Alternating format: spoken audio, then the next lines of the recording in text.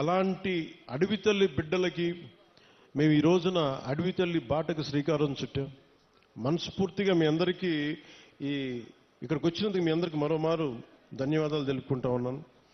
దారిలో శంబాల్ నగరి దగ్గర నుంచి భవానీ నగరు, బొడ్డవర, వైకుంఠగిరి, కాశీపట్నం, అలాగే మన ఒక్కొక్కటి చూస్తే మనకి రిసార్ట్స్, ఒకవైపు చూస్తేనేమో సిల్వర్ ఓక్కి చుట్టేసిన మిరియాల పంట, ఇంకోవైపు ముతిగూడ పక్కన మనకు బొర్రా కేవులు, కటిక వాటర్ ఫాల్స్, అనంతగిరి, తట్టుగూడ, నూకాంబిక అమ్మవారి దేవాలయం, తాటిపాక జలపాతం, గాలికొండ వ్యూ పాయింట్, సుంకరమెట్ట ఆఫర్ ట్రైలు, ఇవన్నీ చూస్తూ ఉంటే చాలా అద్భుతమైన ప్రాంతం మన అరకు ప్రాంతం.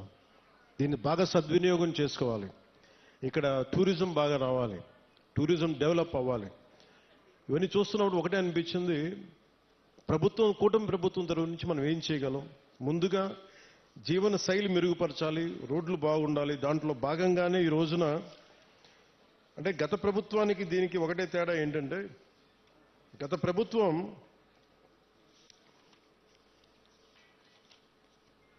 అంటే కూటమి ప్రభుత్వానికి గత ప్రభుత్వానికి తేడా ఏంటంటే, వాళ్ళు దాదాపు లెస్ దెన్ 90 కిలోమీటర్స్ చేశారు.